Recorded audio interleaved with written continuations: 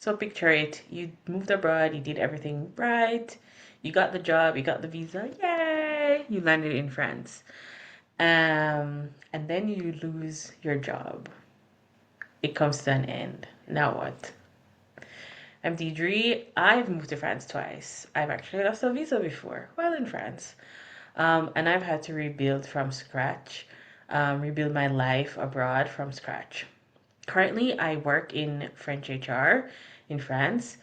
So I've seen what happens behind the scenes when someone's contract ends and they're a foreigner. They've lost their job, or actually they have a fixed term contract and it ends. So this isn't like I don't want you to think that this is like a theoretical thing. I do have like personal professional experience about what happens and what you can do about losing your job when you're on a visa, like a work permit or whatever. In many cases, the first part is that oftentimes, depending on the category that you're in, your visa or your work permit is tied to your job in France. Yes. Or kind of like tied to your sector.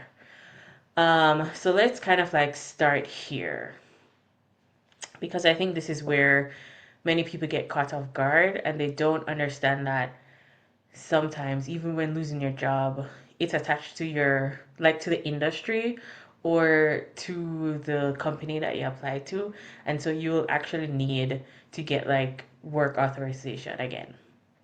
And so in many cases, your right to stay can be directly linked to your employment if you want to think about it in this way.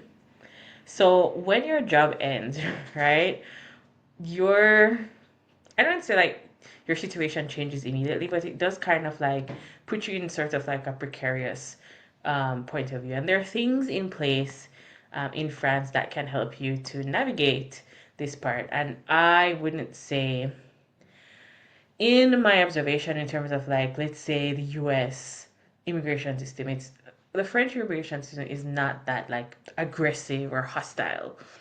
But your visa, a typical work permit in France is tied, I say that loosely, to your employment. It's linked to your employment, to your job. And so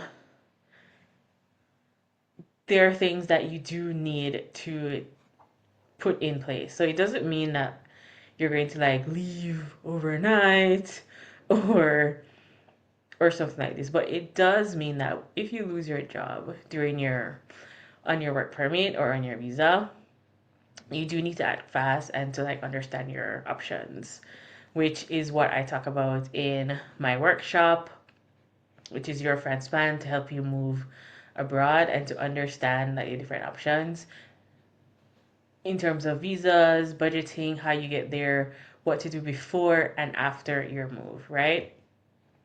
So, like I said, you don't automatically get kicked out. So, let's have a breather, calm down a little bit. But there's a bit of panic. I think people panic at this point, and I think it's understandable. Mm, it doesn't mean that immigration shows up at your door the next morning. You will have time to figure it out. So, time to like find a job, time to change your status if that's what makes more sense for you and what you want to do. You will definitely have time to figure out your next move if you lose your job while on your work permit. The problem is though that time is limited and you do have to consider that. And many times your options are not always clearly explained. And if you wait too long, then things can get like messy.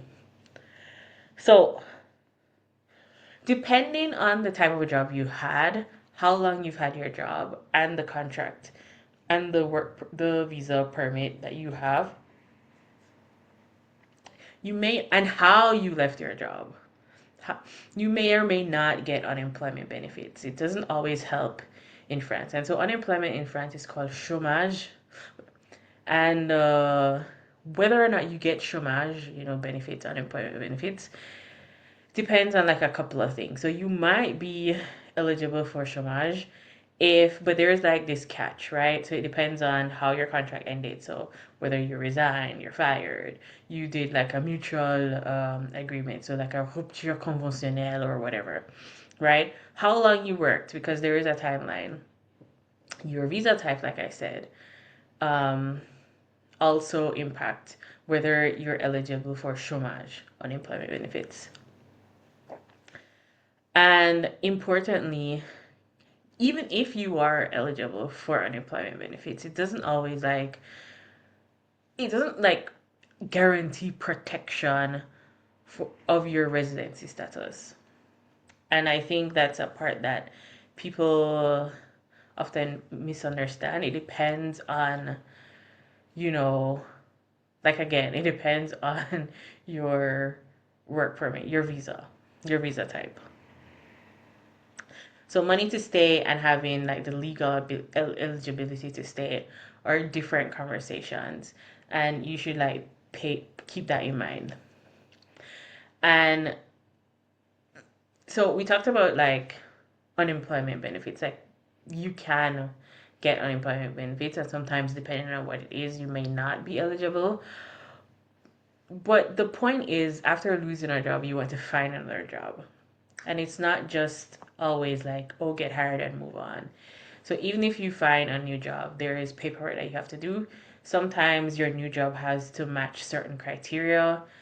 It could be like different salary range is important, or like a different like level, or it needs to be in the same industry, whatever. Your new employer might need to sponsor you again. So this is work authorization. You might need to like justify hiring. You will definitely have administrative steps to do. And not every company wants to do that. And so I talk about this in one of my previous video. I will tag it here that you can watch. I put it at the end where we talk about what French companies look for when they're hiring foreigners, whether they're in France or outside of France. And so this is why I say the timeline matters a lot. And I think this is where people spiral. Like you might spiral, especially emotionally, because let's be real. It isn't like just about like logistics or anything like this. Part of it is also about, having that fear, having that shame. I certainly felt like that. I've certainly experienced that kind of like fear, shame, it didn't work out, or like you failed somehow. But losing a job isn't the end of the world, even though, yes, many times it's tied to your life abroad and what you're trying to do. Sometimes you're wondering, did I mess up my life? Do I have to go back home? You don't. You don't have to go back home. You can't move again. I've done it. I moved abroad 5 times for various reasons, but you can move again. You don't have to move back home. Like I said, I've kind of like been there a few times. And so in this moment, I think when the spiral and the panic is kind of like happening, I think this is where people act rash, and you shouldn't act like rash in this stage. Like don't make rushed these decisions. Yes, you have a timeline and you do need to act quickly and efficiently, but don't rush a decision, or don't completely freeze up and shut down, because none of these helps what you want to do. And so I think this is something that we don't talk about enough in the travel space, in the move abroad space, and life abroad space, is moving abroad on a work visa is powerful. Like it's a really good way to do it, but there is a layer of instability that comes with it. It depends on, again, the type of work that you're doing, the type of visa, stuff like this. And so um yeah, but I think living abroad comes with a layer of instability, at least for sure in like the first 5 years. At least I think like this is something that is a real part of moving abroad, and you have to get comfortable with that discomfort. And I don't think it means that you shouldn't move abroad or you shouldn't live abroad. Like, I don't believe that. Like, I think the risks, the opportunities, the positives outweigh the risks. But it does mean that you do have to like plan beyond your job, and you have to have a certain amount of like plan B or plan C in space, right? And so while you're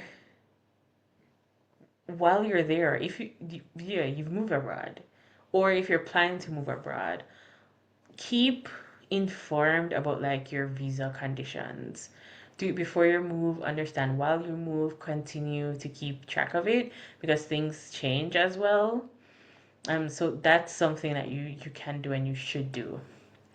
You should understand what happens if and when your contract ends, even if it's a permanent job, like you have a CDI.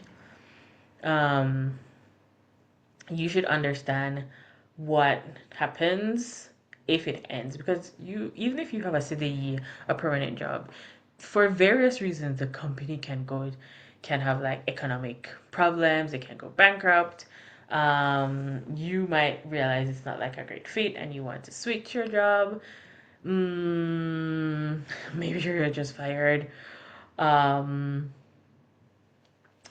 yeah, maybe you resign, stuff like this, but understand what happens when your contract ends, how it ends, right? And start thinking about like backup options. Keep on developing your skills and don't wait until like you're in crisis mode. For some of us, sometimes crisis mode is what needed. My ADHD peoples. Um, Sometimes crisis mode is what gives you like the most clarity, but you should still be thinking about it. You should not arrive in crisis mode